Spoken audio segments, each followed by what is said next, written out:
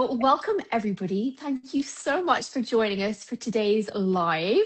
We are going to be delving into topics from my book, Fashion Stylist: 7 Proven Steps to Build a Banging Portfolio, a Powerful Network, and Make Shit Happen.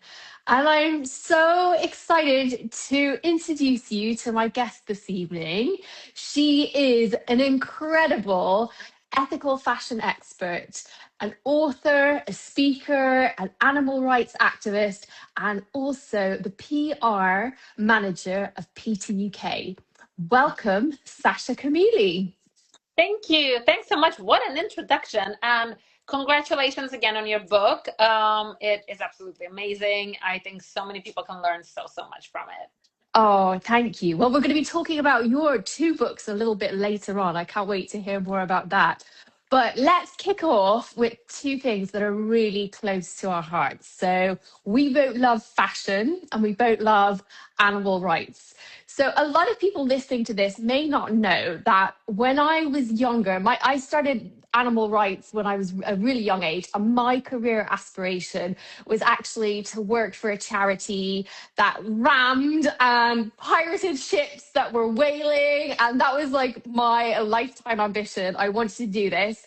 And somewhere along the line, I was told that I'd have to be a marine biologist to do that. Which is totally untrue. But when it got to the point of going to college and studying, I realized that I'd probably end up just working at a salmon farm. So I was like, yeah, no, I'm not going to do that. I'm going to choose fashion. But Sascha, you started as a fashion insider. You have this epic career in journalism. You've been a journalist, you've been an editor.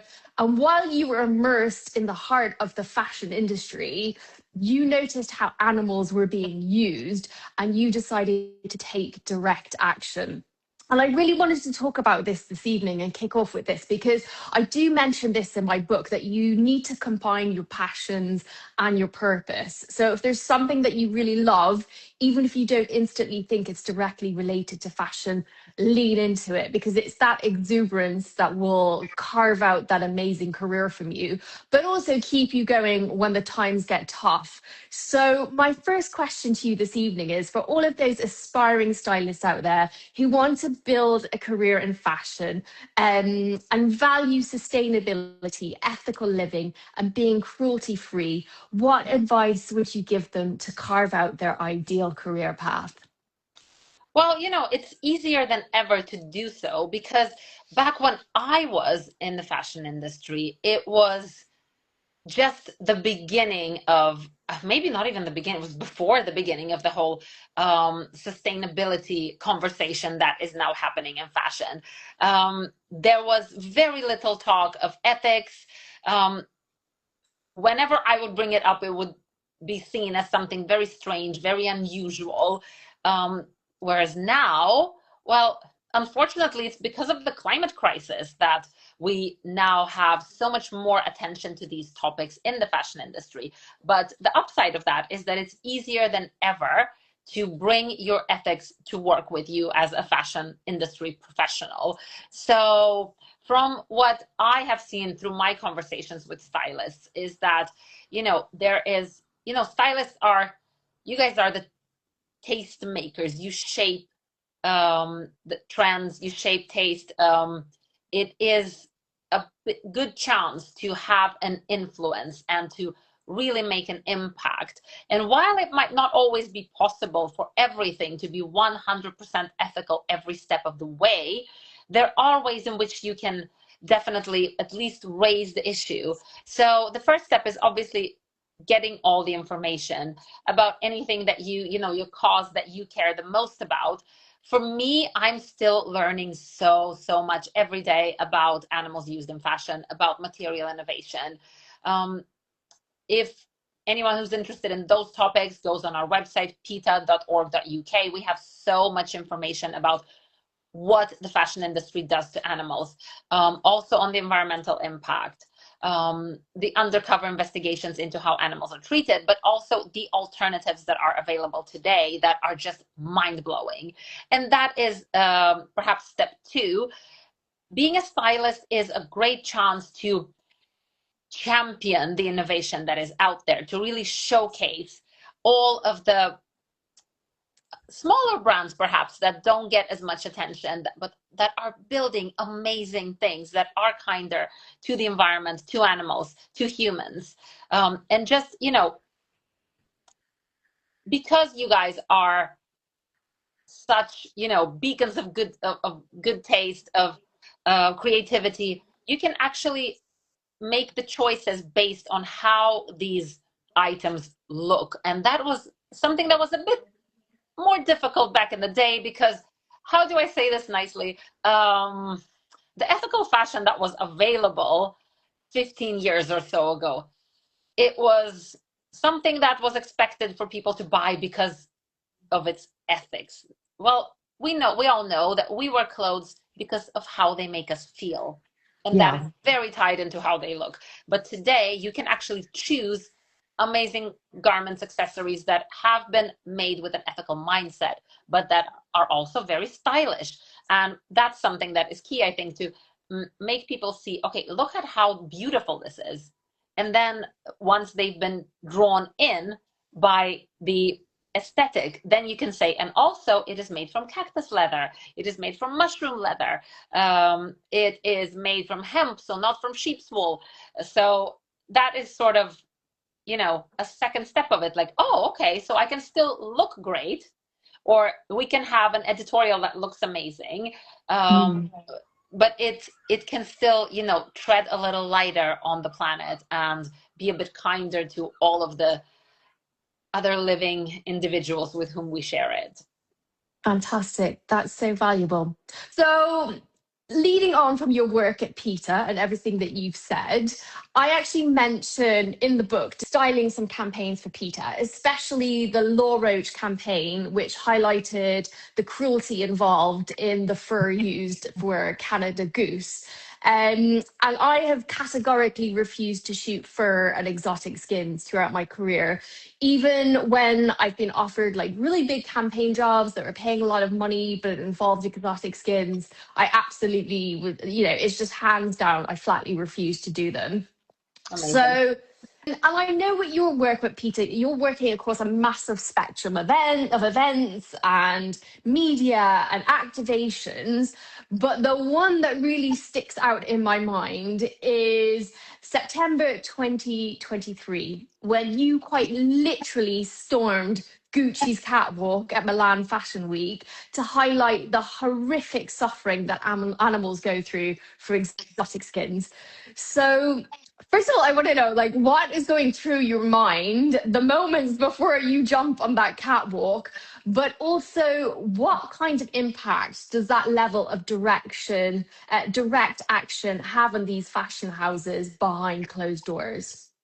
Well, before I get into all of that, I just wanted to say it was amazing to have you on board our campaigns, and do some styling work for us.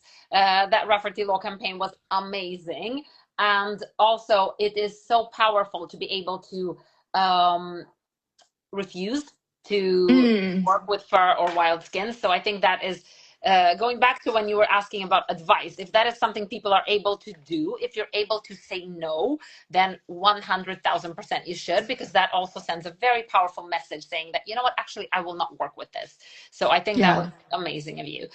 Going on to the Gucci disruption. So a disruption like this, it is often a final, hopefully final, but it is a far along the way of a campaign. So there's lots of steps that happen before that. We always try to engage with the brand through dialogue, through letters, having meetings, other forms of maybe protests outside their shops. And then we kind of take it to the next level, which is actually jumping onto their catwalks. And you are one brave lady. That's like one of the biggest catwalks in the world. And you're like, I'm like, that's my friend. You know, it was insane because they changed the location on the day. It was meant to be an outdoor fashion show, but then it was pouring down. Like, it never rains in the city. Like, I've lived in Milan for a few years. Well, when it does rain, it really comes down. So obviously they moved it to their headquarters, and we were like, yeah, okay, we need a new plan for how we're going to actually make this happen. So what goes through your mind? Well, it is a massive, you don't even have time. You're just thinking of every step of execution, because it's not only getting into the room. Once you're in the room, you also need to get on the catwalk. And, once I was on the catwalk, it was just, I was completely in the zone. It was just, I was on there for like 5 seconds, but then when you're being dragged off, I felt like, I don't care what happens now. Yeah. Anything can happen now. I've done it. The mission is accomplished. And just a sense of, wow, what have I done? And, it is such a massive thing to do, because there's celebrities in the front row. There's all the biggest people in fashion are looking at you doing this. And the implication of it, like, what is the impact? Well, the impact is the fact that there's attention being drawn to an industry that might not have as much attention on it as, for example, fur. Mm-hmm. So wild animal skins is it's some of the most horrific things you've ever seen in your life. The investigation that PETA Asia did into suppliers connected to Gucci specifically show lizards being decapitated in the mud in Indonesia, which is, if you think of the beautiful, glamorous, expensive accessories. Yeah, not that. The backstory is so dirty and awful and horrible. And everything with wild skins. We've seen snakes being nailed to trees and inflated with air, and their skin pulled off. Crocodiles being killed with metal rods being jammed into their brains, and the lives these animals lead are just horrifying as well. So it's just raising awareness of what happens, and it definitely does work. I had a friend who told me, I had no idea about what happened to these animals until I saw you jumping on that catwalk.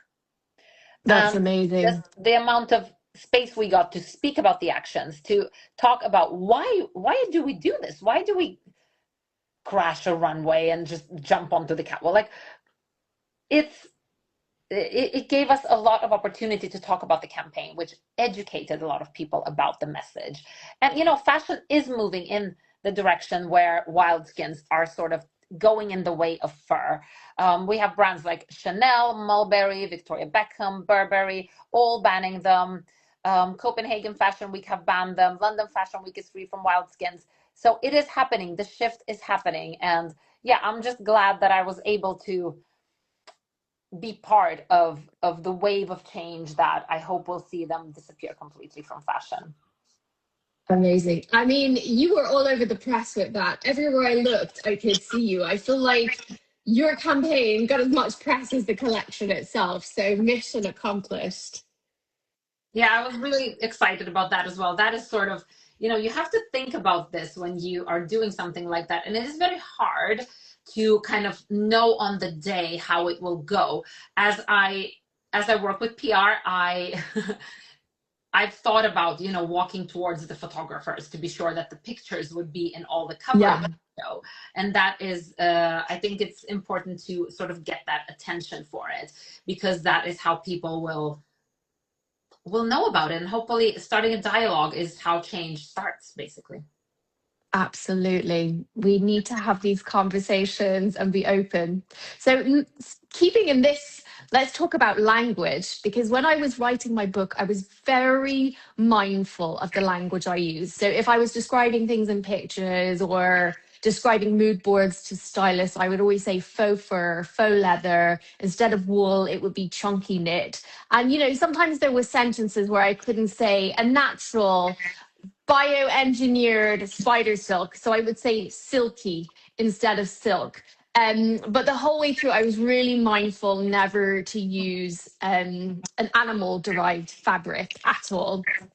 And this is an area that you are so knowledgeable in. So material innovation and minimizing especially for fashion designers, minimizing their reliance on animal-derived textiles. You go around Europe and you give lectures at various schools and universities on these topics.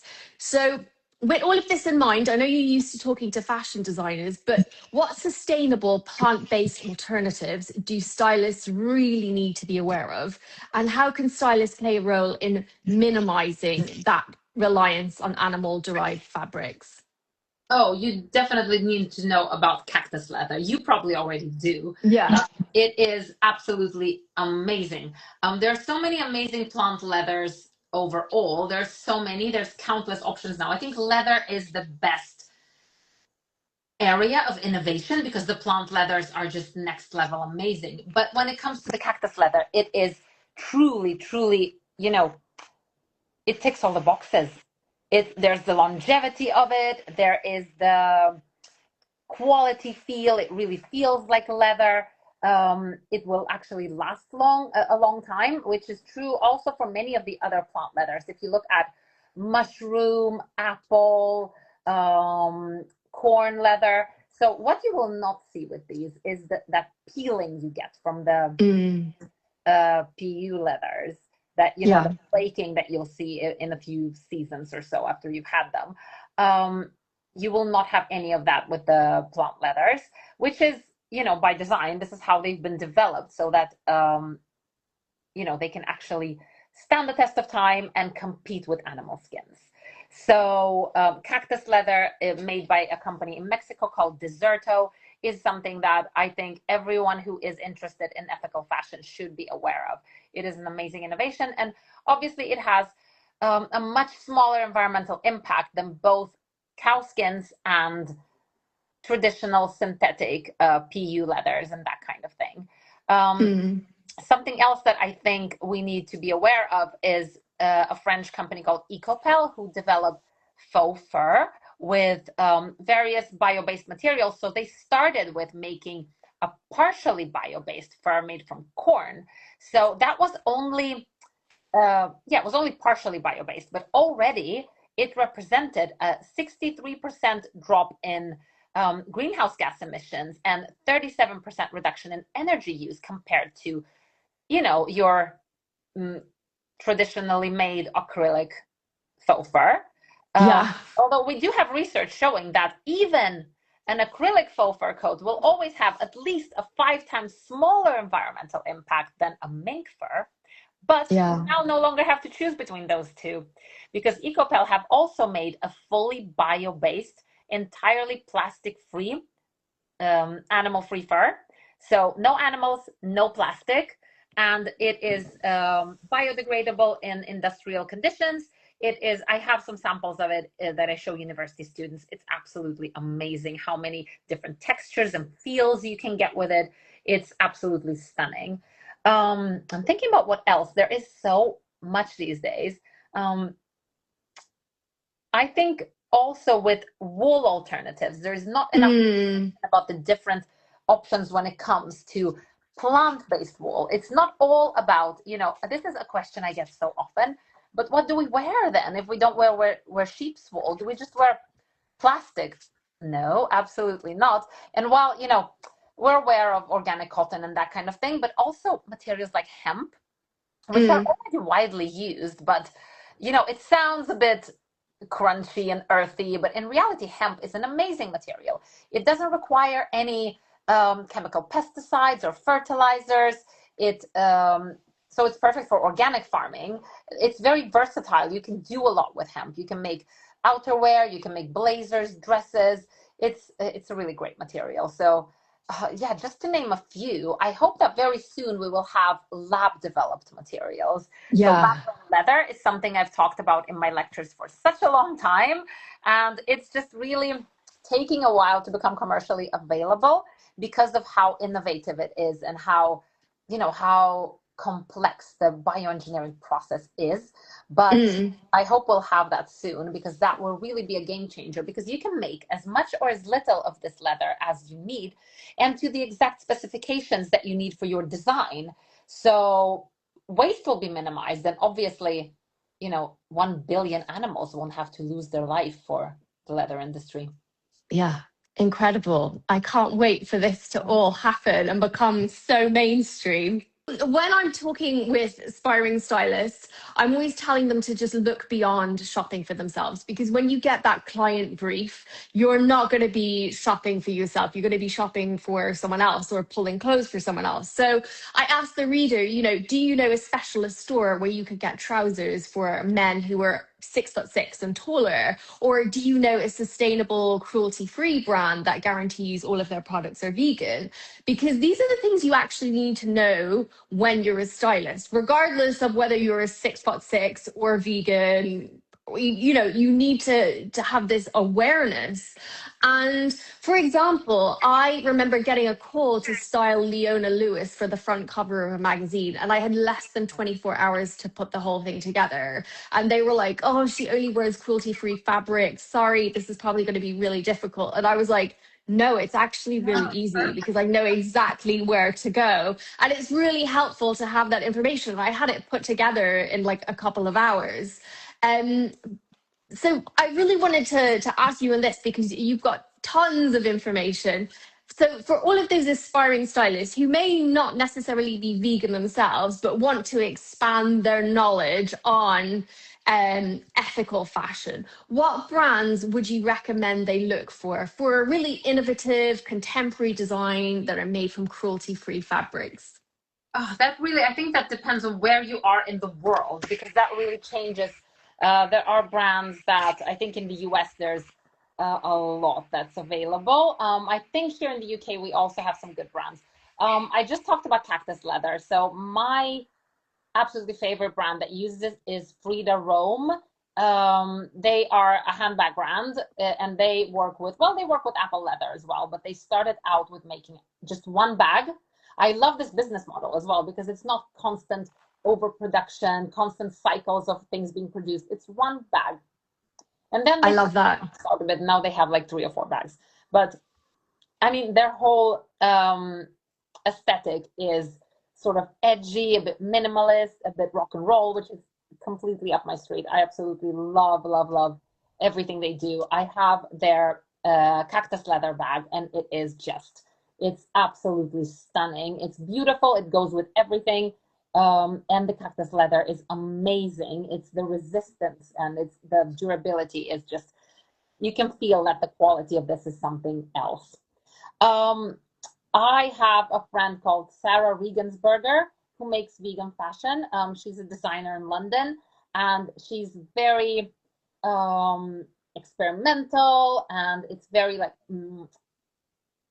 empowering, a lot of interesting colors and patterns, a lot of interesting plant wools as well, knitwear made from amazing materials. She's also made garments made with cactus leather. That is not something that is always very easy to find. Many of these materials, you'll see them in accessories and bags and shoes, but she's actually made a coat and a pair of trousers with the cactus leather, which shows just how versatile this leather is. One of my favorite brands is Minuit sur Terre, a French brand that makes accessories, so bags and shoes. And they have all kinds of shoes, like all kinds of shoes you can think of. Sneakers, heels, sandals, boots, they have it. And most of it is either apple, grape leather, or corn leather, or recycled cereal waste. And the bags are also absolutely stunning. They have a really nice collection that is very versatile.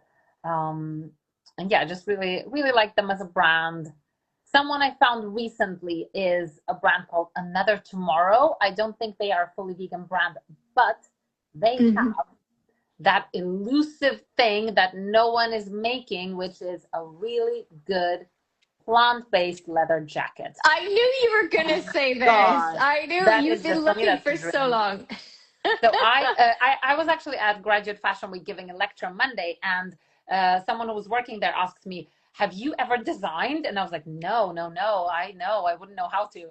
And she asked, well, if you would design, what would you make? And I was like, a really nice fitting plant leather jacket. That is the dream. And then the next day I saw one at Another Tomorrow, and it is made with Miram, which is a fully plastic-free vegan leather. So this is something I get a lot as well. Oh, but vegan leather, it's all just plastic, isn't it? Well, actually, it is absolutely not. We now have plastic free, aside from the fact that animal leather is also coated in plastic for durability, but that's another topic. So we now have plastic free vegan leather. We have several iterations actually, but this one, Miram, it is one of the first ones developed by a company called Natural Fiber Welding. It is made from plant waxes and oils welded together without any synthetic components. And this brand, Another Tomorrow, has this really gorgeous biker jacket. So yeah, that is something that's definitely on my wish list. I'll have to check it out. I can't wait to see it. So tonight has been full of so much gold, so much valuable information. Where can people read more about your work, and where can they find you on social media? So on social media, I'm here on Instagram at Sascha Camilli. You can also read my Substack at sashacamilli.substack.com. I talk a lot about these topics. I have a deep dive into grape leather coming out tomorrow. So if people are interested, that will be up there. There is also my book, Vegan Style. So this is, I like to call it the first vegan book without any food in it. It's a book about all of the non-food aspects of living as a vegan. So all of the fashion, but also beauty, travel, decorating your home in the cruelty-free way. There is a few of the most frequently asked questions I get about fashion and a vegan wardrobe and that kind of thing. Vegan Style, it's out now. And just to go like completely off topic, I also wrote a novel. So Year of the Rain came out a couple of months ago. Yeah. And it is, it's something completely different, nothing to do with fashion. It is a book about being a European immigrant in the UK around the time of the Brexit vote. So we're actually coming up to the 10-year anniversary of the Brexit vote. And it's just an exploration of the concept of home and what it means. I grew up in several different countries. I've lived in lots of different places, and it's always been kind of part of me that I don't really feel like I'm from anywhere. So this is what this book explores, the concept of home. What is home? It is the place where we're born, or is it a place we create for ourselves? So yeah, just something new I felt like doing, a little lockdown project coming to life. So that is available on Amazon now as well. And tell us about your Substack as well. Where can people find that? How can they subscribe? So that's at sashacamilli.substack.com. And yeah, all free to subscribe to for now. I talk a lot about material innovation, obviously. I also talk about traveling as a vegan. I try to interview interesting people. I talk a lot about, wardrobe, personal style, while it's good for the environment. If we, do things like find our personal style, buy less, how to shop secondhand. Lots of different topics, very varied. Incredible. So everyone, make sure you go follow Sascha, subscribe to her Substack, and pick up a copy of her book. And if anyone wants to dive deeper into fashion stylist and learn more about carving your career as a fashion stylist, the link is in my bio. Thank you so much, Sascha. It's been amazing to have you on this evening. Thank you so much, and I hope to see you soon.